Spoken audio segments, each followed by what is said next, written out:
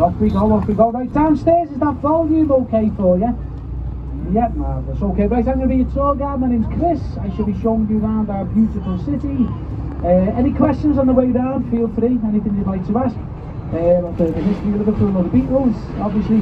Don't feel rude about it either. If you want to ask something, interrupt me, okay? Because I don't shut up when we get going now. If you do want to get a word in, just do it, okay? Just do it. Listen, folks who are sat up here, right, this doesn't concern you downstairs. I know you think you're lovely at the minute sat up here, but has anyone told you about the trees?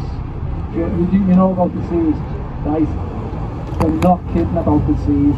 Watch out, okay? It's exciting, you know what I mean? But some of these branches are a bit low, okay? Watch out, watch out. Last week some woman got a branch right in the face.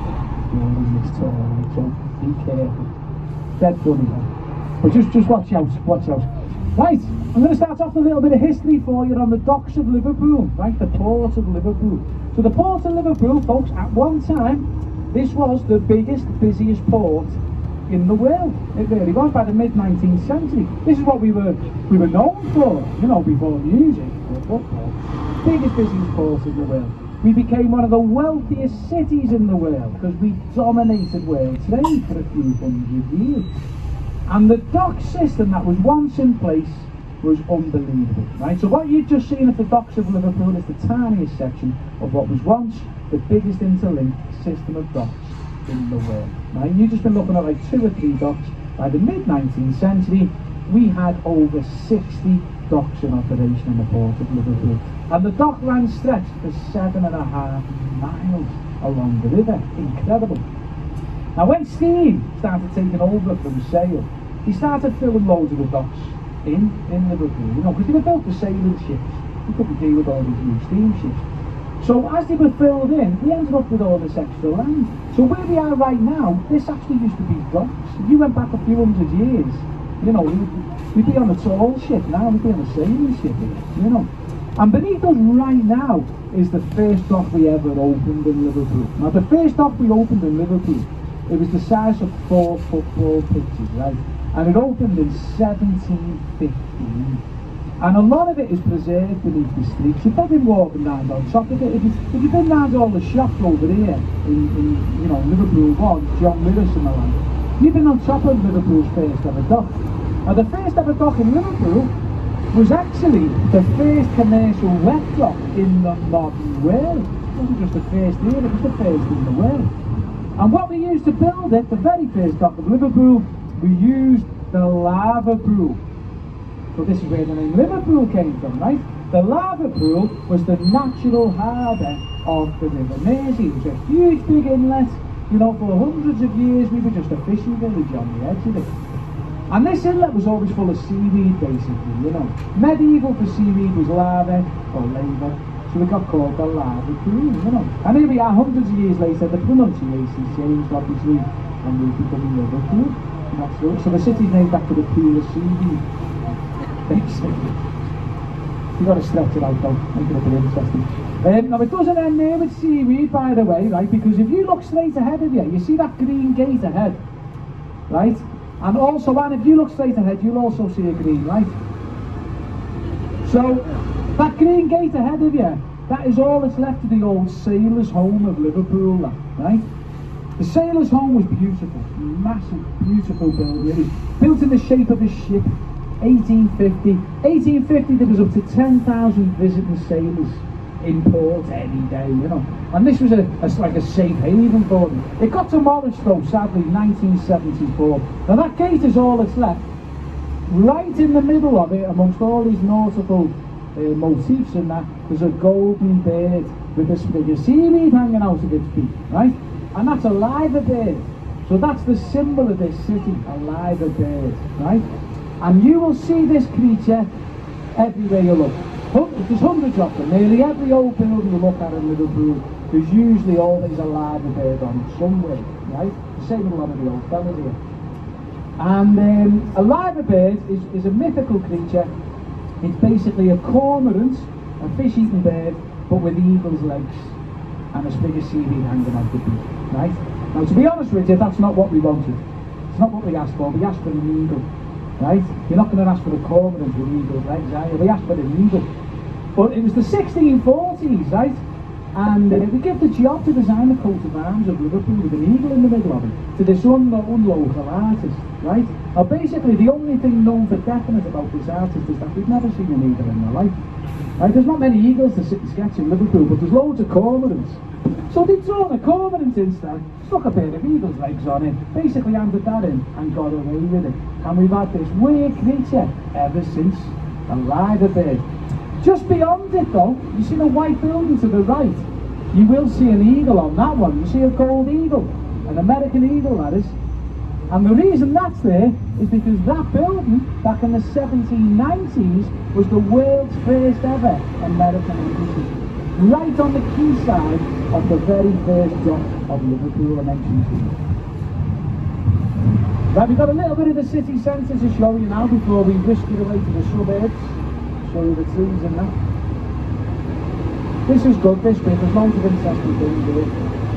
Got Oman Bargain. We've got a nice little toilet roll window display there. Get your cameras out for that. There we are. Just gets better and better. Tesco's. That dates back to 2006. Oh yeah, just arrived. Welcome to Liverpool. What else have we got? Premier Inn. Great, isn't it? Money well spent this. Right, it does get better, don't worry. Only a bit though. Right, coming up on your right, there's some very old streets, very long and narrow and straight, just here on your right. And these old streets on the right, this area is known locally, they call it the Rope Walks. And it's been known as the Rope Walk since the 18th century.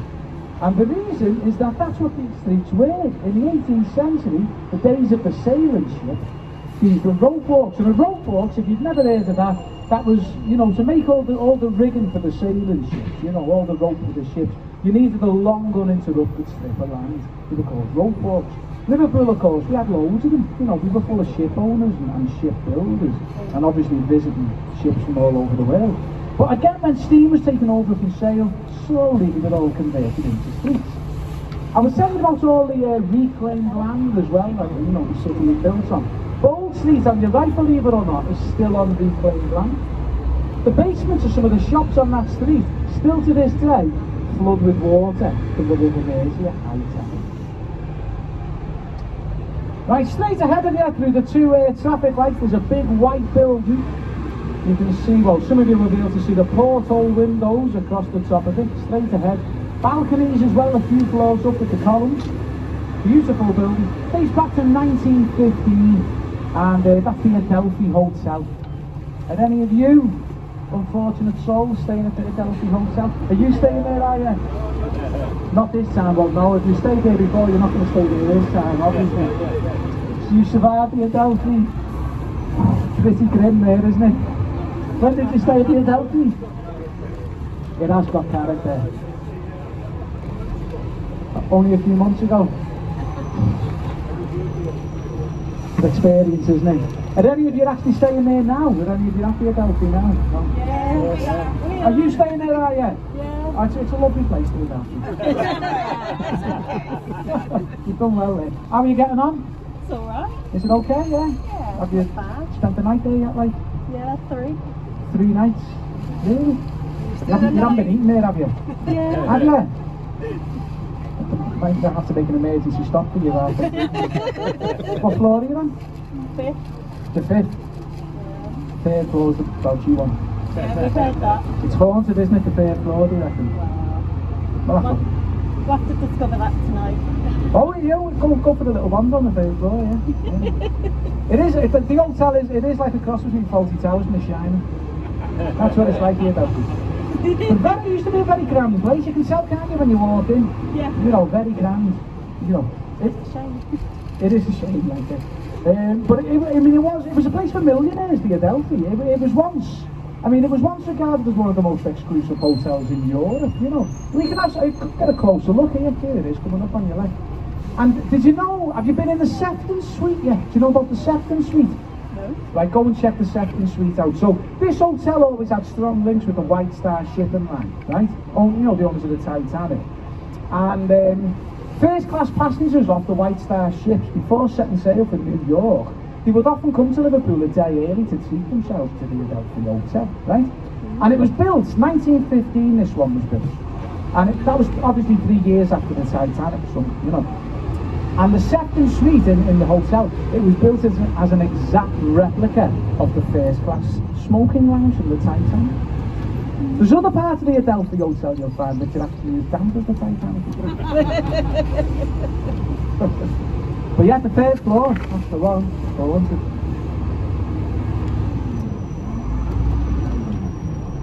All the bags of rubbish on the balcony there. Right, heading up, where are we now? Mount Pleasant, there we go. Right, so coming up on your right, another Tesco, but next to that, you've got the William Roscoe Memorial Garden, just here on your right hand side. Now William Roscoe, he was a local MP, and he was the first MP in the country to team up with William Wilberforce from Hull. He was another MP. He was the MP, of course, who started the campaign in Parliament to try and get the slave trade abolished. And the act to abolish the slave trade that was passed in 1807, not before many ship owners, of course, in Liverpool were filthy rich through it, you know. Tell you more about that later on. Also on your right there, you got the Liverpool School of English. People actually travel to Liverpool to learn English. Also coming up on your right, can you all lean forward? I think we're struggling to get up here earlier. Also on your right, you've got number 64. You see this little black door on your right hand side? This used to be a registry office, and that's where John Lennon married his first wife. Alright? The hotel curtain is Cynthia still Powell, there. you know, his first wife, they were married there. John met Cynthia, his first wife, at the Art College in Liverpool, which is just around the corner from here, so we'll show you that in a moment. The Art College is also where John met a fella called Bill Harry. Now Bill Harry, he was the fella who coined the term Mersey Beat. Right? He was also the publisher of the world's first independent music fanzine, Mersey Beat, in Liverpool, right? Now, as well as meeting Cynthia and Bill Harry, John also met at the Art College a fellow called Stuart Sutcliffe, right? Many of you will know who that is. He was the original bass player, of course, of the Beatles, back when Paul still played guitar. And he was a massive influence on all of them, Stuart. On John in particular, though, you know. Stuart died very young, he was only 21. He had a brain hemorrhage and hand, you know. Really, really sad. But Yoko actually said not a day went by that John didn't still talk about Stuart Sutcliffe, you know. If you've never heard of him before, interesting person to look up. If you remember the name Backbeat, he actually made a film about Stuart back in the 90s called Backbeat. Very good film as well. Now over on your left hand side you will see Liverpool's beautiful Catholic cathedral. There we are. Liverpool's got the biggest Catholic community in the country, by the way, which we always have done, because of our links with Ireland, of course. A lot of families in Liverpool have got Irish roots. If not Irish, often Scottish or Welsh. When it came to the Irish population of Liverpool, though, by 1850, you're talking 1 in 4 people were Irish in this city. It's over a quarter of the population of Liverpool were Irish. And it was as early as 1850 they actually started building a Catholic cathedral there. They had to abandon it when they ran out of money after 3 years. Started again in 1933 with the second architect, Sir Edward Lutyens, and they actually planned to build the world's biggest cathedral on that site. It could be bigger than St. Peter's in Rome. Obviously that didn't happen either. The Second World War broke out. They had to abandon it again. Finally then, in the late 1950s, they had to have another competition. It's been going on for over 100 years now. They had another competition to find a third architect to design a Catholic cathedral for the modern age. The winner was a Protestant. And his name was Sir Frederick Gibbons. You've just seen his winning design, finally completed in 1967. And known locally as Paddy's Wigwam. An amazing place to explore. Wrapping around the top of it, that's all stained glass. Now it doesn't look impressive out here, but inside, it's like a funnel of light, you know, really beautiful. And the spiky bit on the top, by the way, that's meant to represent the crown of thorns as well. So there we are. So we'll be slowly heading towards Liverpool's other cathedral now.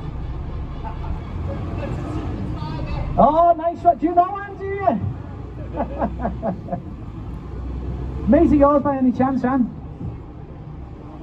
Right, coming up on your right hand side, you've got an amazing pub, right?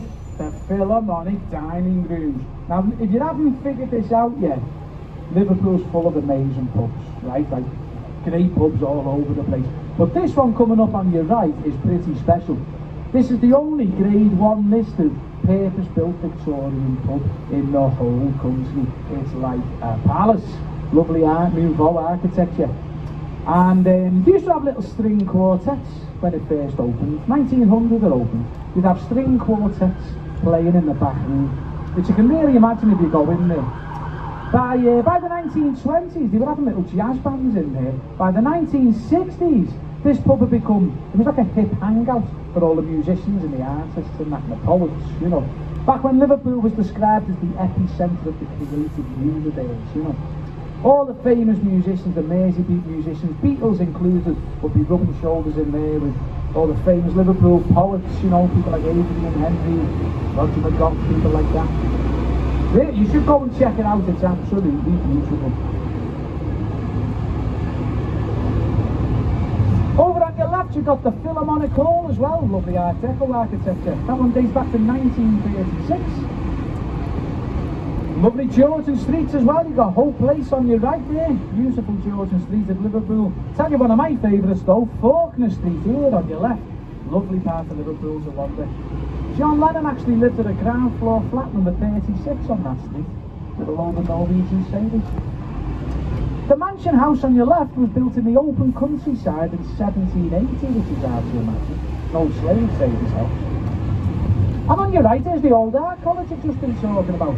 So as I say, John studied art here. John started at the art college here when he was 16 back in 1957. And I'll tell you something, right?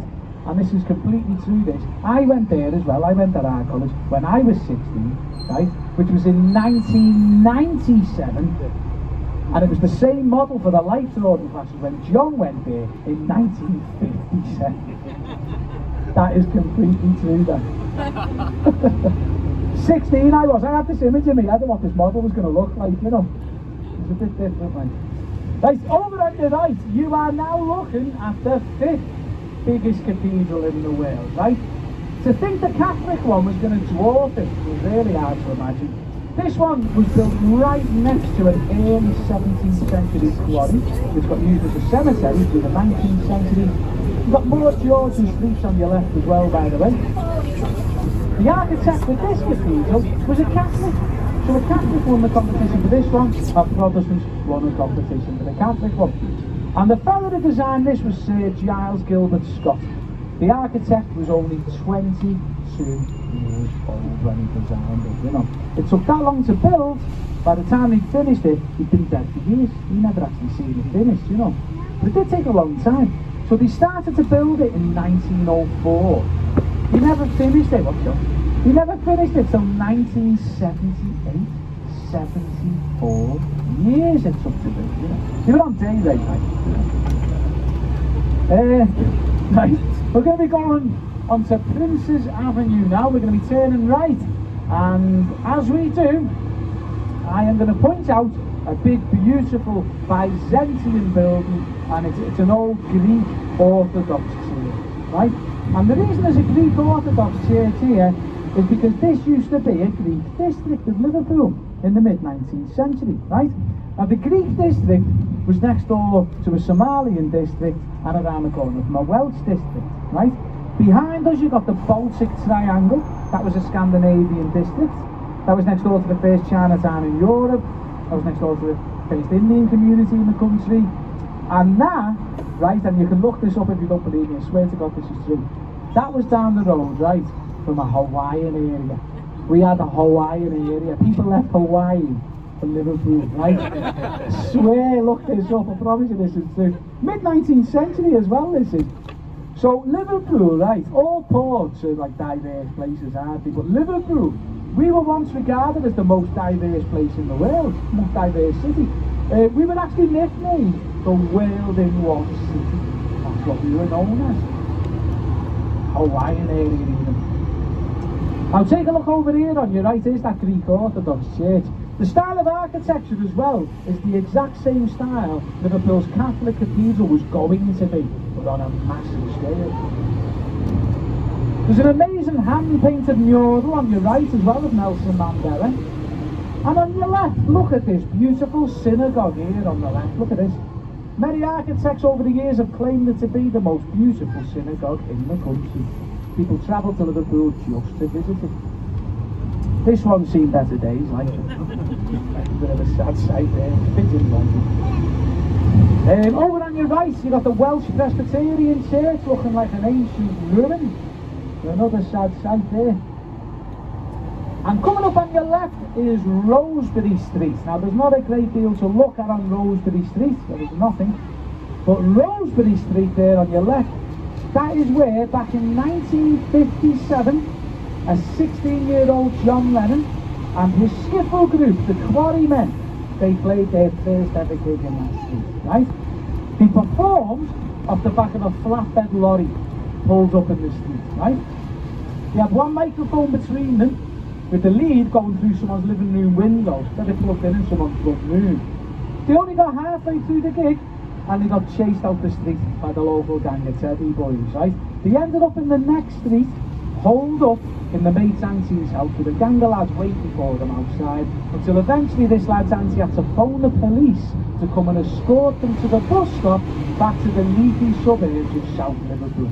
That was the first ever gig, right? Now later that year, John met a 15-year-old Paul McCartney, who introduced him to his 14-year-old mate George. They both joined the band as well. Within 3 years, they changed the name of the band then. 1960, they were then called the Silver Beatles. And I'll tell you what they were doing in 1960, right? And again, if you don't believe me, you can look this up as well. 1960, the Silver Beatles had finally managed to secure themselves their first ever regular paid gig, right? And it was every Saturday night at a little dodgy club around the corner from here as the backing group for a local stripper called Janice, right? And you can look that up, I promise you that's true. Janice has never ever come forward, and no one knows her second name, because you can't even look her. I would love to look Janice up and find out more, you know. You can't even look at her.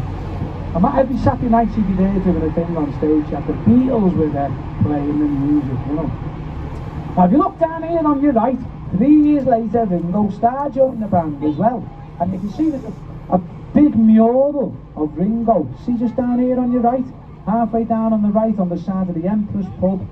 Big. I know the trees might be blocking the views for some people, but keep looking, I'm sure you will see it. Huge big mural of Ringo on the side of the pub. Now at the side of that pub, there's a little back alley. And that goes through into this little tiny place called Admiral Grove. And this is where Ringo lived until his mid-20s, right?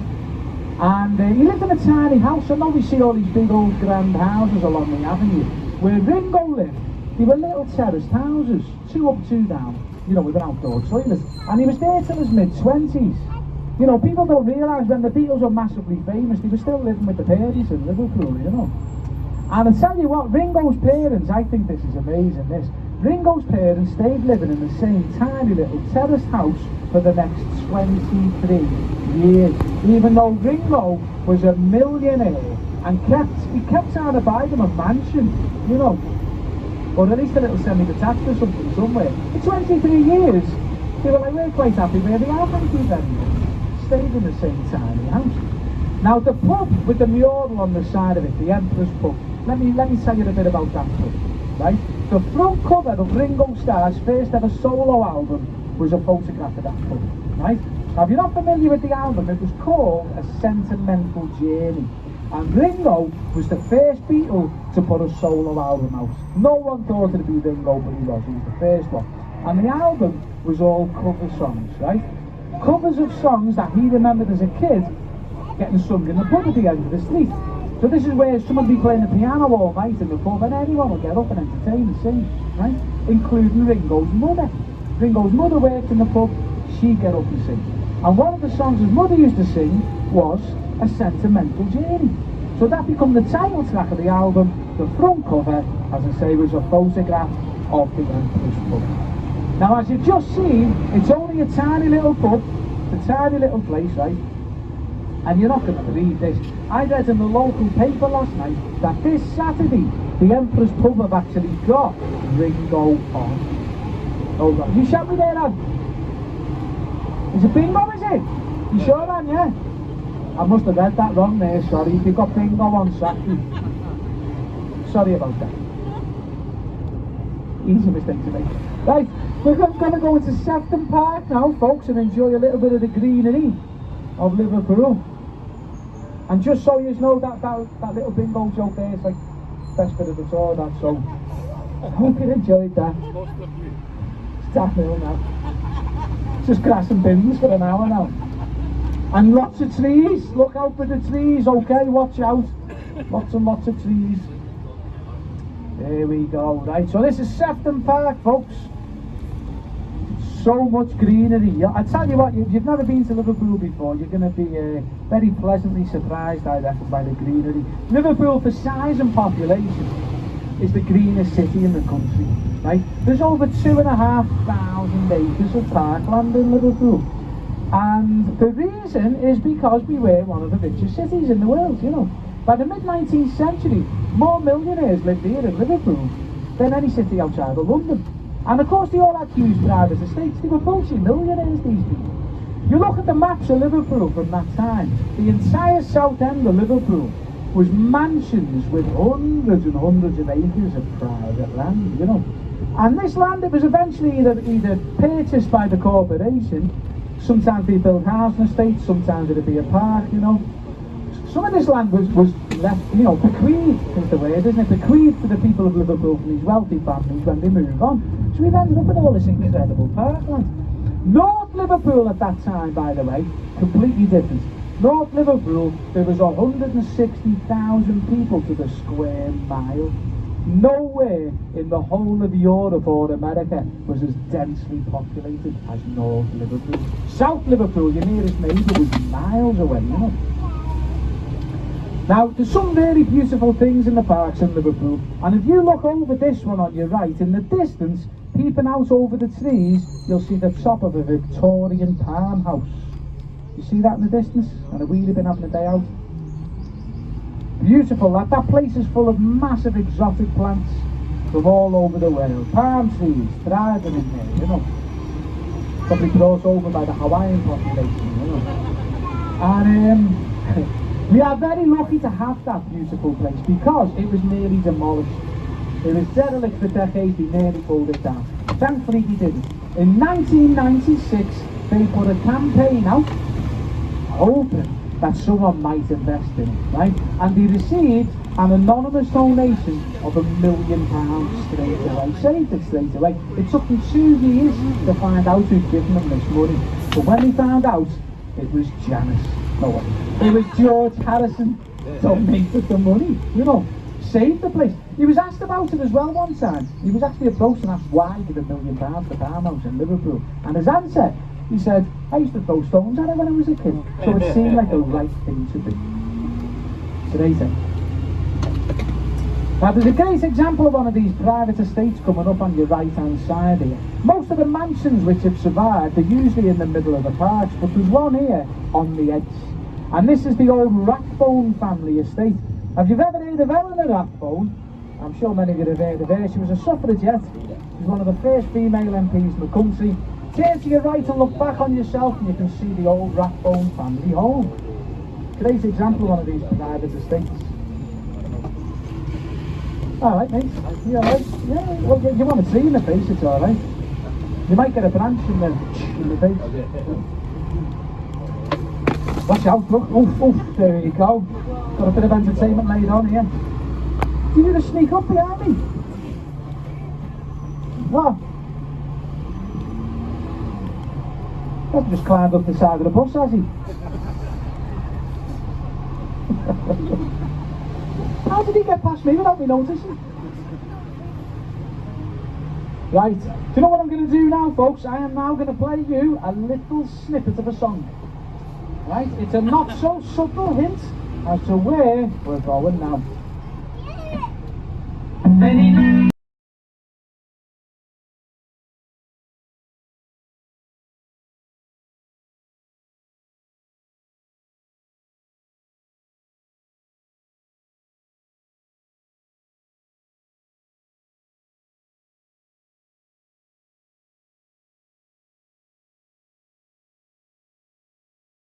original drummer from 56 to 59 still lives on Penny Lane.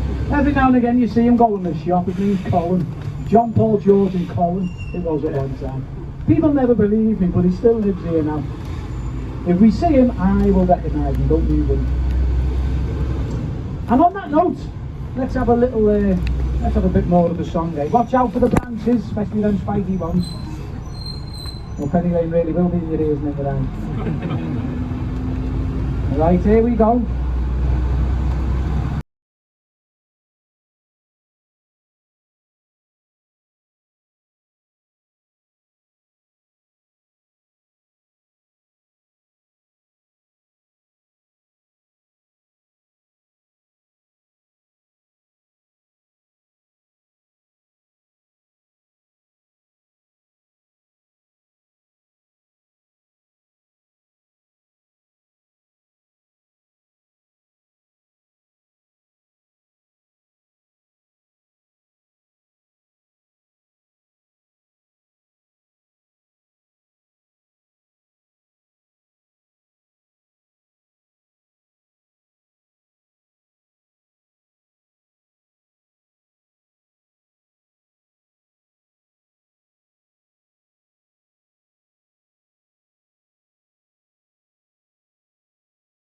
Right, listen, by the way, right, make sure you wave at Lauren, the lollipop lady, right? She's coming up on the right.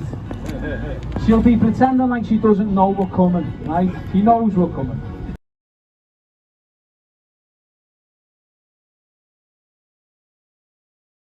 This building on your right, the Quarrymen used to play there, folks, back in the 50s.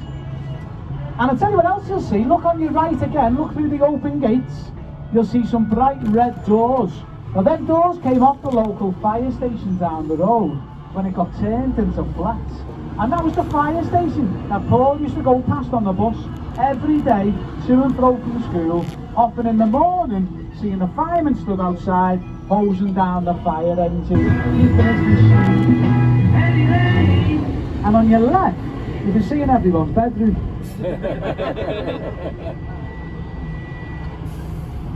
Can't help yourself.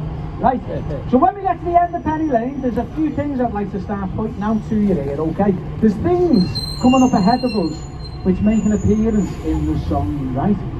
So, firstly, straight ahead there's a roundabout, and in the middle of the roundabout there's a little building, right? That's the old bus shelter, right? And this is mentioned in the song. When the Beatles sing about the pretty nurse selling poppies, do you remember that bit? You know, behind the shelter in the middle of the roundabout, a pretty nurse is selling poppies from its tray. They're singing about that building, the bus shelter. That was a meeting place for them, right? John, Paul and George all kind of lived quite local to this area. And in the early days, when they didn't have a car between them, and they certainly didn't have a van, they were doing gigs all over Liverpool. On the bus, they were getting the bus everywhere from here, the bus shelter, right? And they'd be there with the drums and everything, getting it all on the bus, you know, going to gigs. And then rushing home to get the last bus. And as I say, the pretty nurse selling poppies from the tray, she was stood behind the bus shelter. I'll tell you about her in a minute. But before I do, there's a few other things I want to quickly point out. As we turn right, if you look over on your left, the sandstone red brick building on the corner of the Penny Lane surgery, that used to be the bank on the corner. And a few doors up, next door to the off licence, you'll see a barber shop. You can see that from here now. These are all in the song, of course. The song was all about reminiscing, you know. And there's all these characters, isn't there, in the song? The pretty nurse I just mentioned, the fireman, the banker on the corner with the motor car, the barber who keeps a picture of every head he's ever known. These are all real people. They weren't like made-up characters, they were real people. The pretty nurse was Beth Davies, right? Beth Davies was a teenage nurse cadet who used to sell poppies behind the bus shelter in the 50s, who John got chatting to as a teenage lad with his mate from school, a lad called Pete Shotton. Pete Shotton, by the way, he was the Rochefort player of the Quarrymen. Right? Well, Pete hit it off with them, took her out. They ended up getting married and divorced, sadly, a few years later. But they got married, that's the bit you want to remember. So when you listen to the song, Penny Lane, and they sing about the pretty nurse selling poppies from its day, she actually married the Rochefort player of the Quarrymen. And John knew it very well, you know. John put that bit in the song, by the way. He knew it very well because him and Pete stayed in touch for years, you know.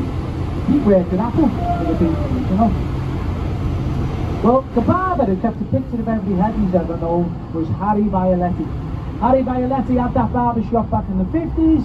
His dad had it before him, and before they'd met each other, John, Paul and George all got the haircut by Harry Violetti, right? A couple of months before Christmas, last Christmas, we had Harry Violetti, the granddaughter, on the bus doing a tour, right? And she told us that before he died, in 1970 he died, he said before he died, he kind of enjoyed a little bit of fame. Beatles fans got a little bit obsessed with him, and they were all looking him up. They all wanted their hair done by him, you know. He ended up being interviewed on the radio and everything, this fella. The banker with the motor car, that was just simply the fact that he had the car, you know. The song was set in the mid-50s, not many people had a car then, of course, but the bank managed it, you know. Did I miss something there? You're getting a couple of certain hand gestures, the traditional welcome. This is the posh part as well. So, I'll tell you where we're going to go next. We're going to go to Strawberry Fields, okay? Strawberry Fields we're going to next. And I'll tell you something that might surprise you. The song Strawberry Fields Forever was not the first time Strawberry Fields was mentioned in a Beatles song. Penny Lane, the song, was not the first time they sung about Penny Lane either. Both of these things were mentioned in John's original draft of In My Life of Rubber Soul, right? One of the most beautiful songs ever written, I think, In My Life. Well, the original lyrics to In My Life were completely different. It was all about Liverpool. There was a verse where John actually sung about Penny Lane, Church Road, the continuation of it. He mentioned the Victorian clock tower at the end of Church Road, and he also mentioned the Abbey Cinema, where he used to go as a kid in the 50s. All of these things, and Penny Lane, were mentioned in one of the original verses of In My Life. So I'm going to sing it to you, right? In big moments. So, have the tune in your head, because that'll definitely help, like, okay? I'm only going to do one verse. I'm not going to keep you long here, don't worry, it's only one verse. But this is how In My Life went originally. If you remember how the song started, you know, there are places I remember. Well, this is how it used to go when he first wrote it. It went like this. Penny Lane is what I'm missing, up Church Road to the old clock tower, in the circle of the Abbey, I have passed many happy hours, all these places have been moments. Yeah, you know where it goes from there, don't you, you know. So there you go, that was the first time Penny Lane was actually mentioned in the song. Now if you want to see Strawberry Fields, the beautiful wrought iron gates, the old entrance way with the 9 strawberries across the top of the gates, you're going to have to get off the bus and go for a little walk. It's not far, it's like a minute up the road, lovely things to see, okay? And these gates, the old entrance way to Strawberry Fields, is all John would recognise if he could go there today. The orphanage that was there was demolished back in the 70s. And the gates are actually replicas. John wouldn't even know the difference, but they took the originals down 12 years ago and moved them inside. People have started tearing up in the middle of the night, snapping into the gates off the trees, you know. So they put replicas there instead. But it's a lovely thing to see, but we do have to go for the little walk, okay? If you don't fancy the walk, obviously you stay where you're at.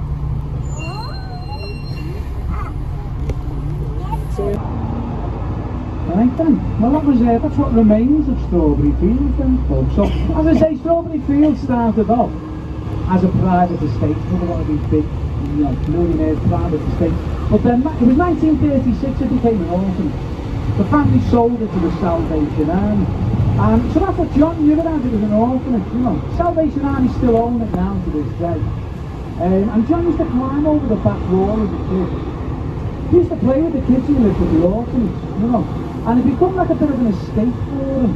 You know, there used to be acres of gardens. Now they built houses on a lot of the gardens. And if you look down Vale Road on your left, you see that sandstone wall? That used to be the back wall of the Strawberry Fields estate, long before them houses were there. So that's where John used to climb over as a kid to get in there. And just here on your left is where John lived. See the house with the black and white gates, black and white window frames, and the blue plaque on the front of it, of course, has already got an English heritage group back there. So this is where John lived for so long, you know. In fact, John lived in this house longer than he lived anywhere else, you know. Longer than he got to live anywhere else, I think. The blue plaque, I know that's hard to read, but that tells you that he actually lived in Dad's house. His auntie, that was his mother's eldest sister, she was the one who brought him up from the age of 5. He was taken off his mother by social services when he was 5 years old. No one really knew where his dad was. His dad disappeared before he was even born, you know. He went to work on a ship and didn't come back really. He came back very briefly actually when John was 5 and kidnapped him, took him to Blackpool and then disappeared again when his mother chased after him, you know, brought John back. But he ended up living with his auntie, and his auntie was a very, very strict woman, very, very strict. She actually, like, the group only rehearsed in that house a handful of times before John's auntie eventually banned guitar in that house. You know, you're living with John Lennon and banning guitar, that's what she did. Do you know what else John's auntie banned in the house? George Harrison. She didn't, you wouldn't let him in. She didn't like the look of him whatsoever, and she found out that he lived on this rough housing estate down the road, right, a place called Speed. She used to call him the little scrub from Speed, and she wouldn't let him in that house. Didn't trust him, you know. Poor George. Now before I tell you anything else, all the people who were sat up here, just look where we're going now, right, look down here, it's like the tunnel of death, right, see all the trees? Right, if you look closely, you'll see head-shaped holes in some of these trees here. Watch out, okay? Watch out. Right, bit of general history just on this area. On your right, you've got a cottage. Look at this cottage here. Mid-17th century, right? That predates all the roads, obviously, you're seeing. That predates even the private estates. And you see again on your right, all this beautiful greenery. This massive park on your right was a private estate. You can see the lodge house now. This was 2 generations of slave traders, the Earl family had that one. I don't know whether you noticed, we went past a massive park on the right before we pulled up for Strawberry Fields. That was a private estate as well. And the family who lived there were the joint owners with Samuel Cunard of the Cunard shipping line. Didn't get wealthier than that really, mid-19th century. This just looks like any old field on your left, but this was a private estate as well. If you were to wander past all the trees and that, you would find a huge mansion house built for the Hardman family in 1736. They were another slave trading family of Liverpool. 46 slave voyages they financed. That's how they made a fortune. That was 1736. By 1829, their estate was broken up, 1839 rather, and some of it was sold off to create another estate. And the other one was for William Shand, and you can actually see his mansion house over here on your right. You can get a little glimpse of this one on the right. This is nowhere near as big as the Hardman house that we've been talking about, but you can see it, and just on your right now. The fellow who that was built for, William Shand, he was a sugar trader of Liverpool.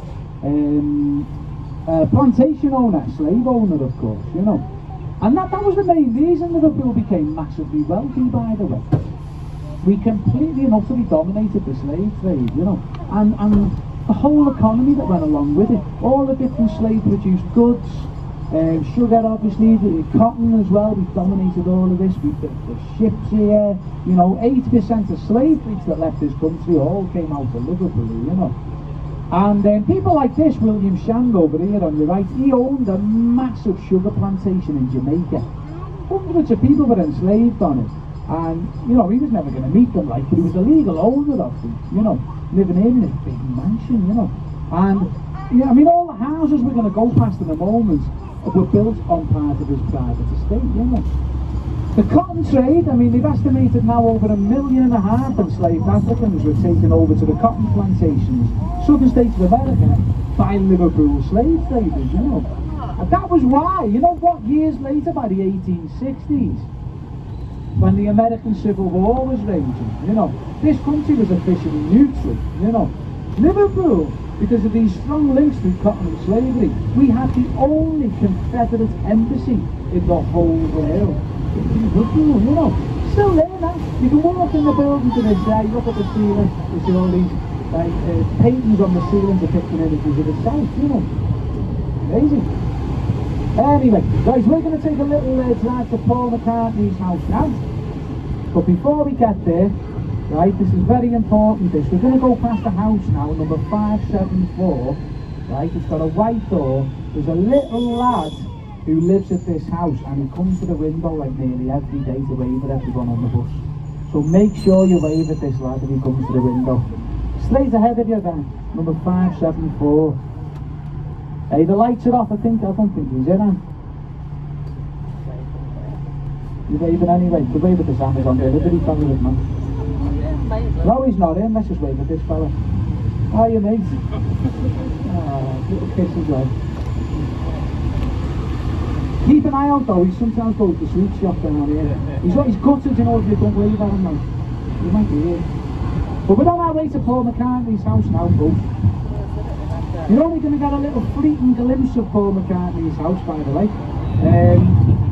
John and Paul actually lived walking distance to each other, by the way. It doesn't seem like they did the way we've got. Oh, over on your right you've got all these modern houses. In the distance behind them you can see the tips of trees. And that was another big private estate, by the way. Another slave trader's private estate. It's been a golf course since 1922. But there's an ancient public right of way right through the middle of it. It was there when it was a private estate, and that's how John and Paul used to walk to each other's houses. Now Paul's road is Portland Road. It's coming up on your left. Watch out for the trees on the left hand side as we pull up, okay?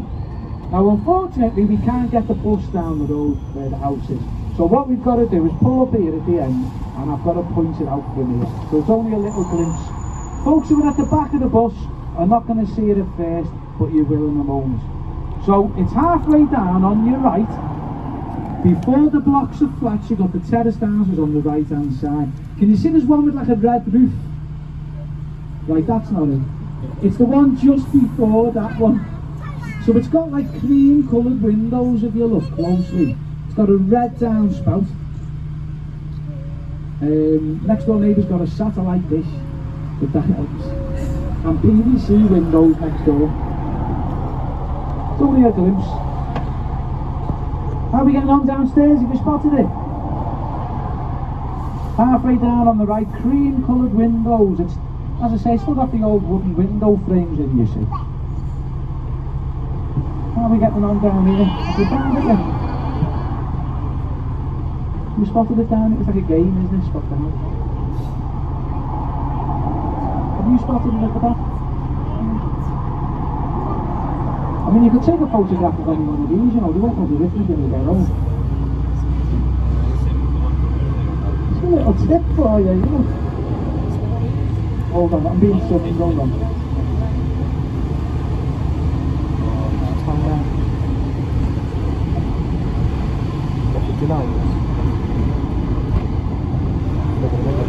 So, if you would like a closer look at Paul's house, Paul's house, there's not a hair out of place down here, by the way, it's a hair up there, all over the place. So Paul's house, it is a very special place, and it belongs to the National Trust. Did they tell you that John's house belongs to the National Trust? Did they tell you that? I didn't tell you, did I? So Paul's house belongs to the National Trust. John's does as well. So you can actually go and do a guided tour if you want through the house, you know. Michelle's going to do it on her way home from And work. Paul's house is very special because Paul McCartney's house was the rehearsal room of the Beatles, you know, for years and years. It's where so many Beatles songs are written, you know, it's unbelievable really. Paul, he had a very different upbringing to John. I told you John's auntie found guitar in the house. That was never going to happen in Paul, because Paul's dad was also a musician, you know. By the way, upstairs, watch out for some of these trees. Watch out. So Paul's dad, Jim McCartney, his name was, he was a musician. He had his own band actually. Jimmy Max Jazz Band. That was his bad band. So he encouraged music in the McCartney family home, you know. He filled the house full of instruments, you know, and told us to play music. And when John joined the band, when Paul joined John's band, this was 1957 during the Florida, and Paul took some owns in with his dad, you know. His dad's music, he couldn't beat his dad. So Jim McCartney, Paul's dad, he eventually said to Paul, you know, right, you can have the back room to be rehearsed, right, on one condition, that I'm here as well. And the reason for that was because he couldn't stand John Lennon. Right, a bit like John Dante was with George Harrison. Yeah, Paul okay. was convinced that John Lennon was going to be a bad influence. Okay, that's great. Thank you so much. And to be honest, he kind of was a bit at first, you know. He used to call them that Lennon, right? So he said you can rehearse in the back room, but if that Lennon's going to be here, then I'm going to be here as well, right? Now little did Jim McCartney know that when he was out at work, that Lennon had started persuading Paul to bunk off school. The pair of them were sat in his living room, writing songs, smoking Thai food tea with his pipe, right? And I got that information, by the way, that's from an interview I read with Paul McCartney. You know, I'm making this stuff up. He used to cram his pipe full of Thai food tea, and they'd be puffing away on that, you know, writing all these great songs. He regrets on to smoking other stuff, you know. Thai food tea, it is a great drug, you know. So they went on to write in that back room, like they wrote between 40 and 50 songs together, you know. Loads of these songs nobody else ever heard them, you know. But so many Beatles songs were written in that back room. And it wasn't just all the early stuff either, by the way. That's what I find interesting. John and Paul, as 16 and 15-year-olds, with a pipe full of tea, wrote some of the Beatles' later material. Songs that the Beatles wouldn't record until like right at the end of their career, you know. They wrote them as young kids. And there's some good examples as well. There's, you know, like the Let It Be album. Is like right at the end, obviously, isn't it? You know. There's a song on the Let It Be album called One After 909. You know that one? You never heard that? You must have heard that one. One After 909, you must have. It's great like rock and roll song, isn't it? One After 909 was the second song John Lennon ever wrote. He was only 16 when he wrote that one, you know. Paul was 16 when he wrote the likes of All My Love as well, you know, but no one heard it, you know. Before they'd met, he'd already started writing their own songs, you know. But they never showed them to anyone else before. Maybe the fact that Buddy Holly was writing his own songs, both of the songs, maybe he can do it, you know. Before Paul met John, Paul was 14, right?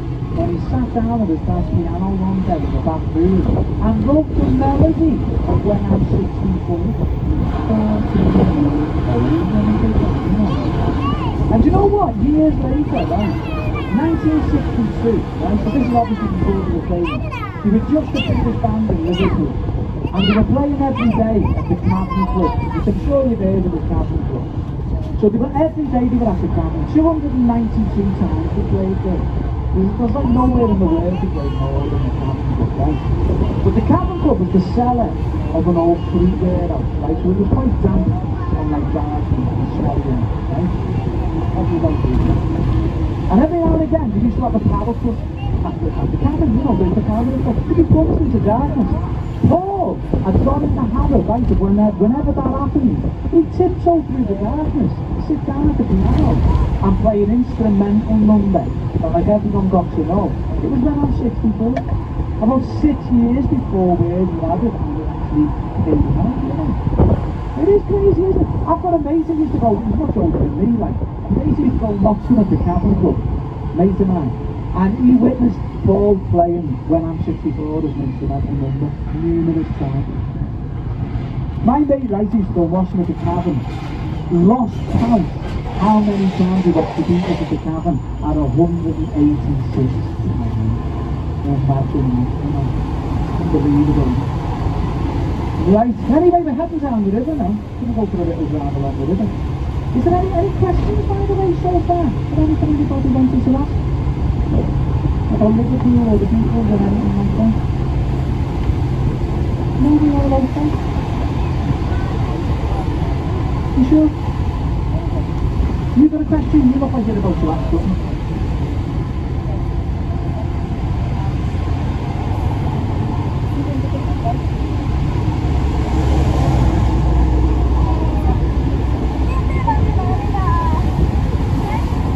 Yeah.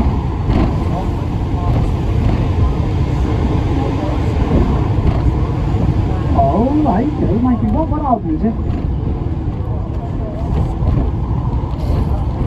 The Yellow Brick Road. That's Elton John, isn't it? Isn't it? You're getting your Johns mixed up there. The Yellow Submarine. Oh, yeah. Oh, might be worth money then. Who knows? I mean, I wouldn't know. I wouldn't know. Are you trying to flog stuff in the middle of the talk? Are you trying to flog stuff? Look, how you mean?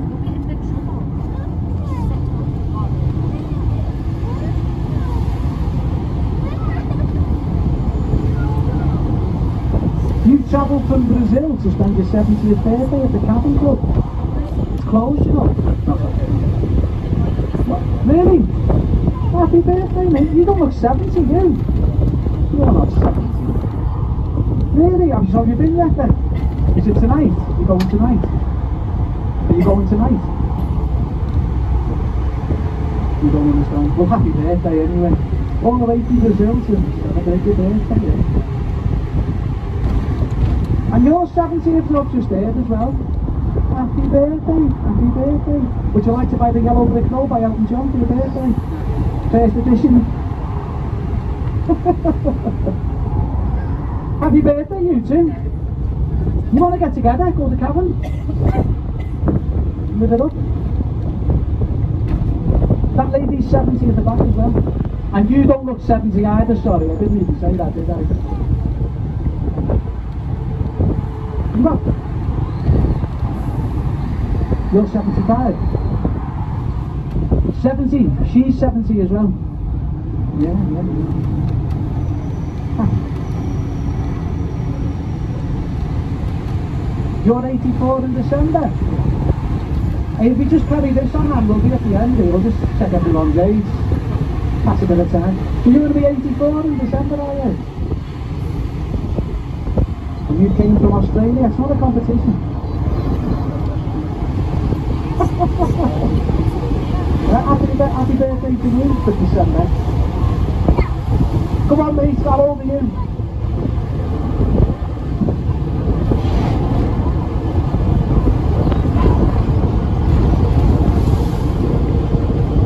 You weren't considered upper class. I mean, middle class, definitely. Well, John was very middle class. John was very, very middle class. Paul, I would class where Paul lived as middle class. Paul wouldn't. He would class that as working class. But if you come from where me and Anne come from, that's definitely middle class, isn't it, Anne? You know. John definitely middle class. Ringo and George were very, very working class, you know. And in like terrace houses and that. But John was very, very middle class. John's family weren't middle class. His mum and dad certainly weren't, you know. But where he grew up with his auntie wasn't middle class either, to be honest. She was from a working class background. But she really had like her ambition, it seemed, was to be middle class. That was like the ambition in life, you know. But she kind of got, you know. John's auntie, right? Are you American? Right, you've probably never heard of this programme, but there was a programme here called Keeping Up Appearances. Some of you must know this programme. Mrs. Brookett's Hyacinth Bouquet. That was John's auntie, you know, pretending to be. But it was always something John always, it seemed like he was embarrassed about it earlier on. Because I think all the other bands in Liverpool, they were all very working class, you know, like doctors and that, you know. And all of his musical heroes were all very working class as well, you know, and he certainly wasn't. So it was something he tried to keep a bit quiet at first, you know. Like he was brought up to speak very proper, you know, by his auntie. Well then he started going out doing gigs and picked up the accent. He did have a father figure, yeah, his Uncle George. So his Uncle George, he lived with his auntie, I mentioned, and his Uncle George. His Uncle George was a real father figure to him. But he died really suddenly. I think John was 14 or 15 when his Uncle George just suddenly, it just was sudden heart attack and died, you know. Loads of people that were close to John died like that suddenly. His mother, right, I thought he got taken off his mother when he was 5. He always got told by his auntie, because his auntie wouldn't give any vision access to his mother, he fell out with her, his younger sister. So he always got told his mother was moved away. That was when he was 5 years old. It wasn't until he was 14 he discovered that she lived just down the road, you know. And he started sneaking off to a house, and he'd fall out with his auntie and go and stay with his mother for the weekend. But his mother was the one who got him playing music. She played the banjo. She was 11, you know. And they become really, really close, you know. He wrote songs about her, of course. That was when he was 14. When he was 16, his auntie finally said she could visit the house. She visited and got ran over and killed right outside the house, you know. Really sad up. And then and his best mate, Stuart Sutcliffe, he was like a brother to him. He had a brain hemorrhage when he was 21 and died, you know. Yeah, really sad up. Very middle class, but really messed up childhood, John, you know. Yeah. It's depressing, this, isn't it? You know what I mean? Yeah. Any other questions? We're on a roll here. I've forgotten about all the people upstairs. Have you got any questions upstairs? Any questions up here, folks? How are you lot up here? You don't look good? Good. Any questions up here? Any birthdays? Can anyone beat 84 and from Australia? Anyone 90 from China or something? I don't know. Right, I'll tell you what I will tell you, right? One of you is going to ask and know your ass, so let me clear this up for everyone. There's a business coming up on your right hand side, right? It's just a cleaning product supply company, okay? So, don't try and book yourself in, fellas, it's not like a medical procedure, it's cleaning products. Right then, but I tell you what, if there's no, have you got a question, mate? Go on.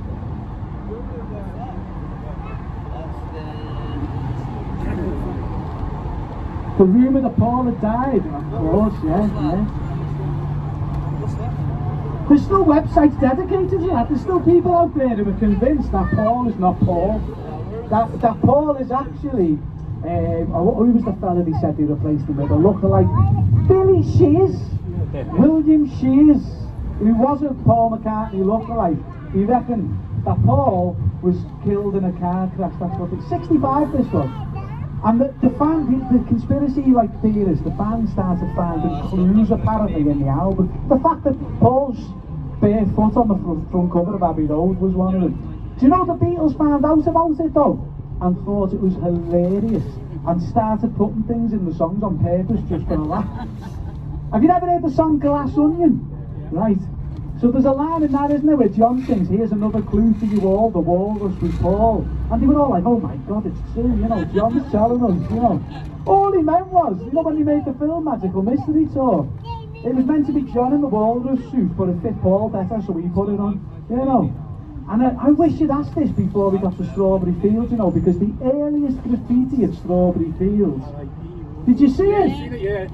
R.I.P. Paul the Walrus. And in the same writing, next to one of the gate posts, it just says, Billy Shears. Yeah. They thought it was hilarious, that, yeah. It's what, mate? It's quite strong on the internet. Are you one of the people who believe it? I reckon you are. Yeah. Paul is not Paul. Yeah. Crazy, eh? Crazy. Right, well, we're near the end here, folks, so listen, before you get off, I'm just going to quickly nip downstairs and get something, right? I'll be back in a minute. You wait here. I'll be back in a minute.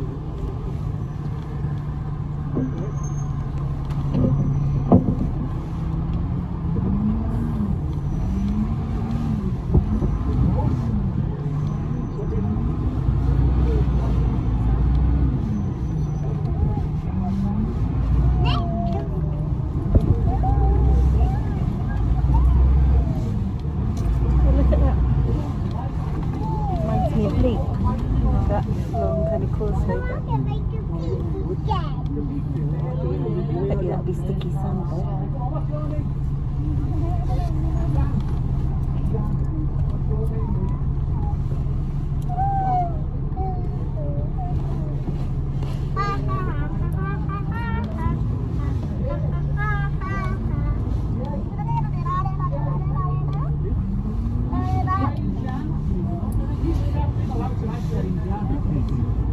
Right, hold on. Gonna do happy birthday for the 2 birthday people downstairs, right? Hello, how are you? Make sure you're singing up here. Jay and Jan. So nothing It's their birthday as well. Yep, today. Today, Can you you open have the a laugh. letterbox and just see if you can see if through the What's your name? letterbox? Jane.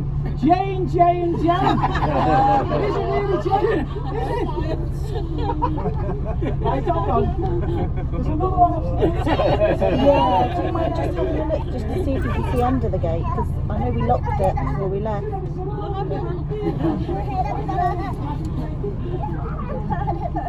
It's just an absolute bugger because I'd asked them to redirect it so it wouldn't be delivered till Saturday and I don't know what happened.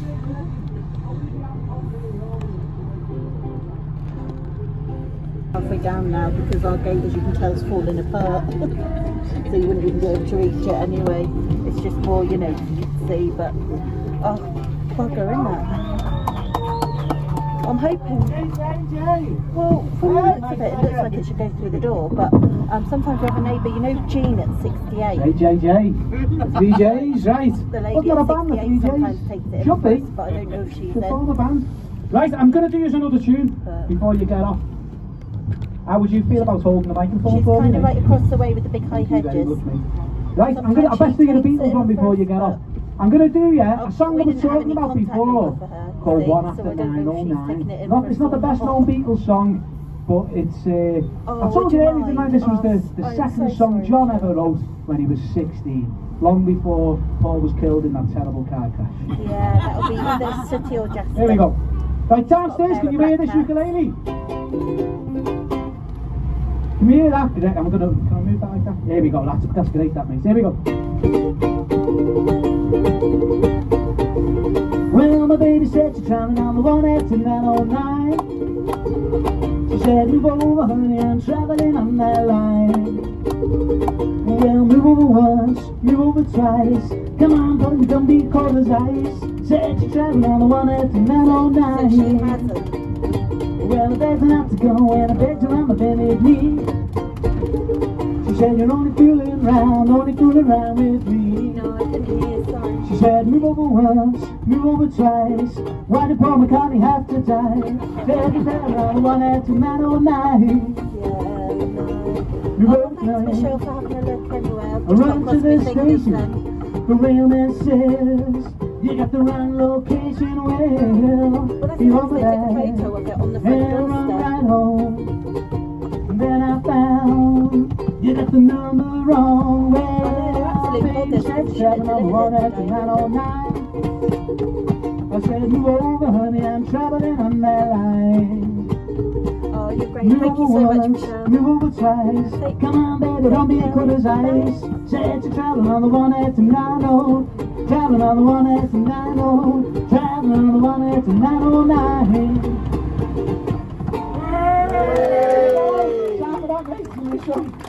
There we go, thank you downstairs, thank you to the 3Js.